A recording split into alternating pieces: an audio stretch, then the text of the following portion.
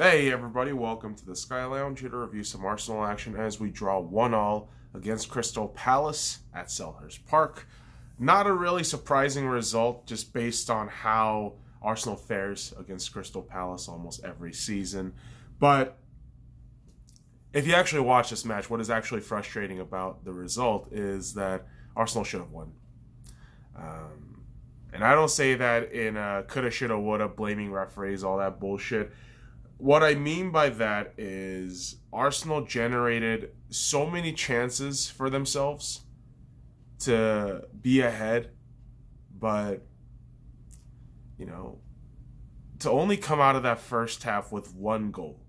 Pierre-Emerick Aubameyang netting a beautiful goal, a lovely fucking assist from Alexander Lacazette. The connection was there. It was rolling. But I really thought 2 or 3 other good chances in that first half should have gone in. Maybe a bit of halted effort from Arsenal. And really, the other frustrating part about this match has to be the story of the second half, where we kind of take it easy, especially on defense, and have just this zero awareness policy on the ball inside our defensive third, which is absolutely embarrassing. If you do that, you only fuck yourself over. But here we are. As Arsenal fans, we're wondering why the fuck can't we just, defend the goddamn ball? Maybe not give it up to the opposition so easily. And it's Ayew, of course, who gets the equalizer. And moments later, only moments after the goal, Aubameyang tackles a player. And initially, Paul Tierney gives a yellow card. And then on replay, you look and you see, oh my God, that is a clear red. So VAR ruled a straight red. So Aubameyang will be out for the next 3 matches, if I'm not mistaken, for a straight red. So he's going to be missing the Sheffield United match next week. He's also probably going to be missing the FA Cup match and the fixture after that one in the English FA. I'm not sure what our next fixture is in the Premier League, but those 3 English FA matches he's going to miss. And it sucks. And it sucks more that there are Arsenal fans who are fucking defending Aubameyang on this challenge. Listen, I'm sure the way he went in for that challenge, the way he went in, probably not intentional. But to suggest that it isn't a red card is stupid. That challenge was a red card. And I'm more than happy to, take the L in that regard. If one of our players, throws a dirty red challenge, I'm going to comply. It sucks. This is our captain. This is our arguably best player in the squad. Yet here he goes out. Red card. But here's a crazier thing. I think Crystal Palace, after Aubameyang's red card, barely generated chances.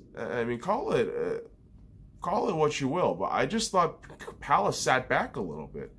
They did maybe shoot 1 or 2 good shots, but I felt Arsenal had the better chances. Nicolas Pepe takes a shot bounces off the post, and really what could have been 2-1. Nothing done. And I gotta tell you right now,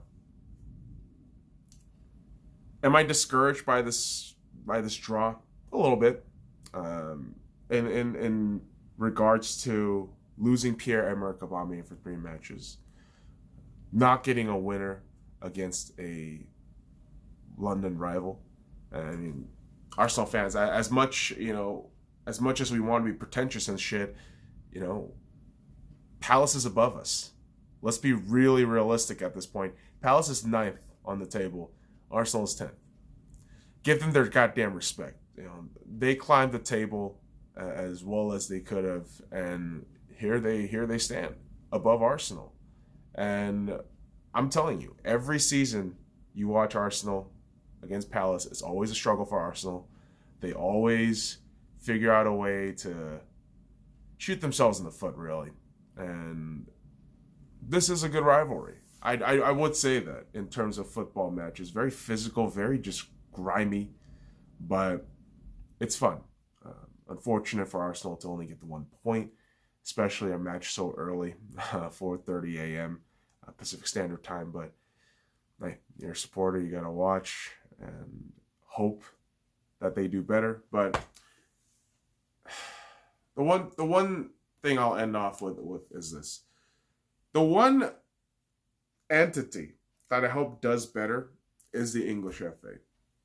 The officiating has been absolute dog shit. How is it that Ayew gets 7 fouls and no yellow cards? I read this somewhere on, I'm pretty sure it's on Twitter, but it's either BBC or something.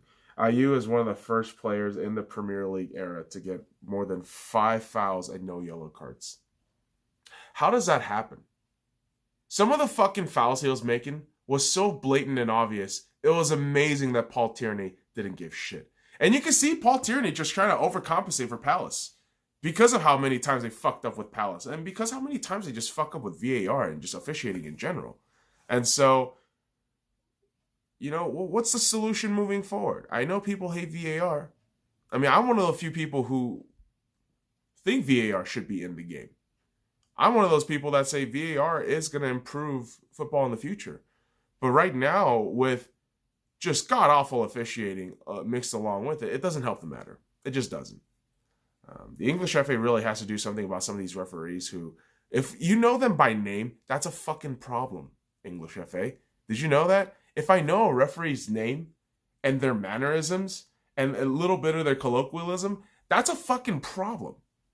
But no, the English FA is going to turn a blind eye and say, oh, this is fine, this is all going to be fine, VAR is going to solve everything. And the people are going to wrongly blame VAR, but the reality is it's the officiating, it's the referee. It's the referee association. They got to figure their shit out. They got a bunch of fucking tired old men who can't watch the fucking game properly. And it's embarrassing. They got to figure this shit out. They do. So I'll leave it off with that, boys and girls. So follow me at the Sky Lounge and all the links in the description below. Like, comment, subscribe for more daily contents. Now fuck off.